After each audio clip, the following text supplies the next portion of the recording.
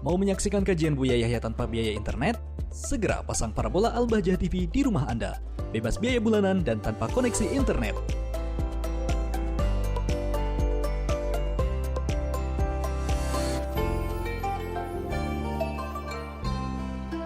Bismillahirrahmanirrahim. Assalamualaikum warahmatullahi wabarakatuh. Assalamualaikum warahmatullahi wabarakatuh. Jika ada orang yang merasakan nikmat ketika ibadah di bulan Ramadan, juga merasakan kemudahan ketika beribadah di bulan Ramadan, tapi ternyata ketika keluar dari Ramadan nggak seperti itu lagi gitu ya. Artinya sulit maksudnya untuk bisa melakukan hal-hal baik yang sudah dibiasakan di bulan Ramadan, ataupun kalau memang ternyata bisa melakukannya pun tidak merasakan nikmat yang sama seperti yang dia rasakan ketika di Ramadan. Apakah itu disebut istidraj Bu ya? Artinya ya ujian yang artinya mungkin ya kayak nikmat tapi bukan gitu Bu ya. Baik, terima kasih Bu. Assalamualaikum warahmatullahi wabarakatuh. Lezat ibadah itu, lezat itu satu rasa ya. Ya kalau ingin membuat misal ya sederhana. Anda hobi apa sih makannya? Makan hobi apa? Lezat. Kira-kira apakah nanti gara-gara pindah daerah saya kalau suka rujak itu biarpun ke Yaman saya tetap suka rujak. Karena sudah mana rujaknya? Yang murah-murah saja adalah nggak usah yang mahal-mahal. Rujak itu kan cukup timun sama petis sama itu saja. Jadi kalau orang sudah merasakan kelezatan ada semacam kecanduan. Sehingga kemanapun dia ingin merasakan itu lagi. Makna ini harus dipahami. Kecuali lezatnya berpura-pura lezat. Kayaknya lezat tapi tidak. Kalau memang lezatnya benar yang dikatakan yang wajat halawatal iman, halawatal ibadah, menemukan ibadah, ya sampai kemanapun rindu ibadah. Nggak mungkin tidak katanya lezat kok. Mana kelezatan itu? Indahnya suasana dan seterusnya. Imannya kuat.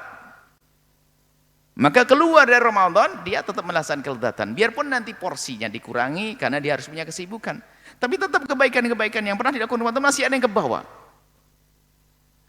Ibaratnya kita pergi ke negeri yang lain, di tempat kita tuh lengkap makanan kesukaan kita. Cuma di satu negeri yang lain nggak ada semuanya. Yang bisa kita bahas, hanya itu saja. Mungkin saya suka suka rujak, sama suka gatot, sama suka tiwul, sama suka nasi jagung. No.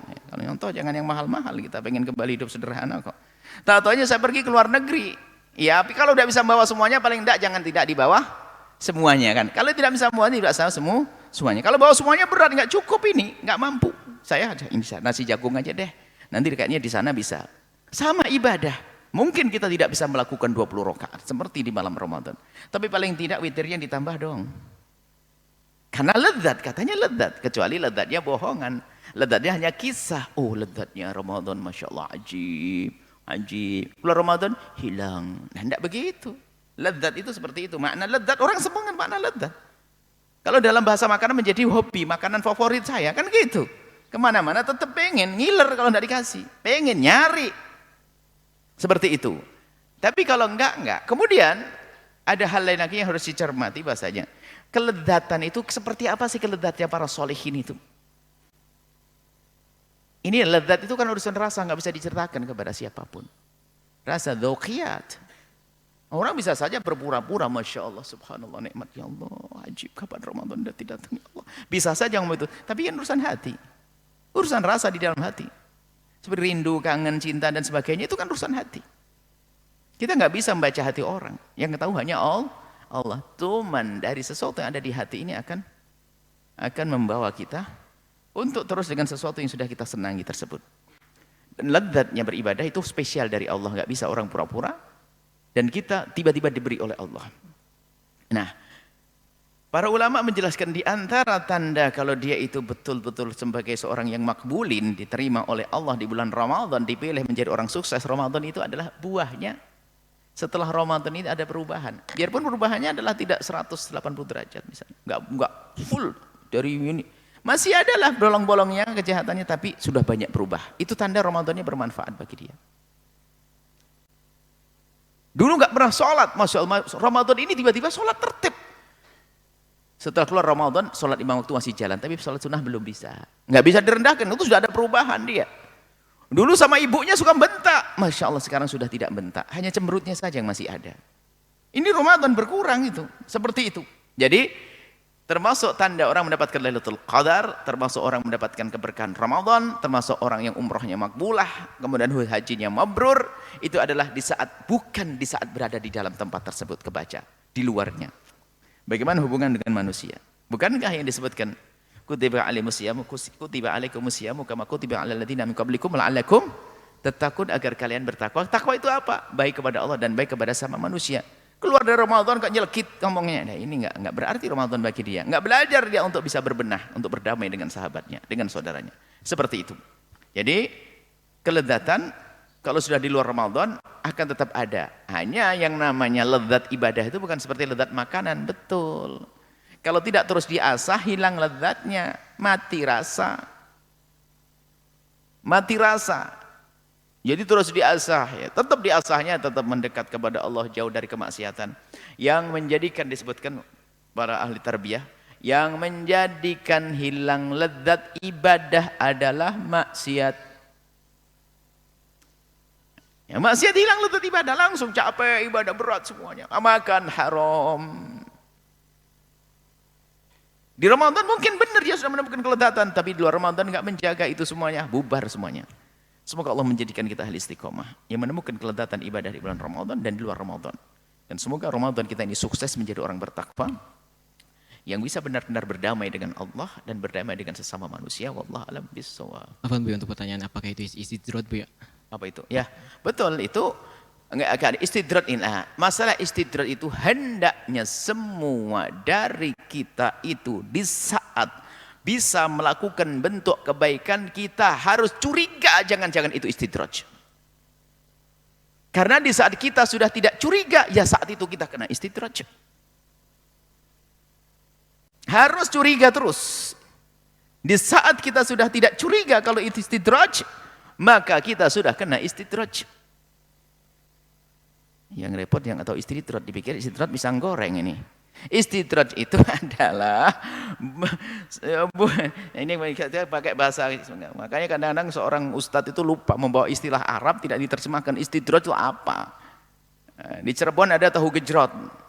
Nah ini begitu drot begitu. Istidraj itu adalah begini, ada seolah-olah kebaikan tapi sebetulnya bukan. Kalau bahasa Jawanya adalah kelihatannya dorong tapi sebenarnya menjurukkan gitu loh. Kelihatan dorong tapi mau mesken gitu loh. Istidraj itu kelihatannya membawa, bukan dihantarkan tapi mau dibunuh gitu loh. Jadi istidraj itu seolah-olah pemberian dari Allah tapi sebetulnya itu hukuman. Harta yang Allah berikan bisa saja karunia agung dari Allah, tapi bisa saja itu karena Allah itu tidak cinta kepada hamba ini, maka dikasih harta, dengan hartanya apa? Maksiat. Nah, makanya hartanya istidraj. Makanya kita harus cukai hawa nafsu kita. Loh, kenapa Allah? Sehingga para kekasih Allah tuh di saat diberi oleh Allah kebaikan itu, apalagi di saat punya karomah, punya sesuatu yang luar biasa terjadi pada dirinya, mereka kebingungan. Astagfirullah, aku tidak pantas seperti itu. Jangan-jangan ini, enggak, saya belum pantas mendapatkan keramat semacam itu. Aku begitu mencurigai. Makanya yang tidak curiga kalau itu istidraj, maka dia akan sudah kena istidraj. Karena tidak tahu. Maka justru bagaimana kita selalu merasa bahwasanya takut kalau ternyata apa yang kita lakukan ini adalah kebaikan yang dilakukan ini adalah menuruti hawa nafsu atau apa. Sehingga para kekasih Allah terus meningkatkan kualitas ibadah, menjaga hati, tidak pernah merasa terlena. Ada kan namanya masuk wilayah ujub. Oh iya, alhamdulillah. Sudah tahajudan rutin, puasa Senin Kamis rutin, Masya Allah. Beres ini. Puasa Ramadan alhamdulillah full. Kemudian insya Allah Quran berapa juz ini. Tapi karena dia bukan dari dasar syukur merendahkan orang lain. Astagfirullah. Ini Ramadan nggak ngapa-ngapain dia. Ya Allah. Katanya ustadz. Nah, mulai merendahkan orang. Karena memang bukan dari karunia. Tapi itu istidraj bagi dia. Semoga Allah menjaga kita dari segala kehinaan. Maka dari itu kaidah. Semua kebaikan yang Allah mudahkan untuk kita hendaknya kita syukuri. Bukan kita jadikan bahan untuk kita sombong kepada siapapun. Syukuri. Karena kalau sudah dicabut oleh Allah, kita tidak bisa melakukan itu semuanya. Kebaikan yang kita lakukan, bisa jadi ini adalah benar-benar kebaikan yang Allah inginkan untuk kita. Tapi bisa saja, itu adalah bisikan setan, godakan setan. Orang sedekah ada menikmati, saya alhamdulillah mendengar Ustaz, Allah, Tandanya sedekah yang diterima adalah menikmati senang sedekah. Cuman memang seolah begitu rupanya dia itu senang karena sudah diam-diam sudah digelari orang dermawan paling dermawan di kampungnya. Wah sedekah senang nikmat. Tapi ternyata tujuannya adalah manusia halus. Maka dari itu ada pendidikan yang diajarkan para ulama kita adalah menjaga hati, membersihkan hati. Agar kita tidak masuk dalam wilayah-wilayah riya, wilayah sombong, wilayah ujub dan yang lainnya. Wallahu a'lam bishawab.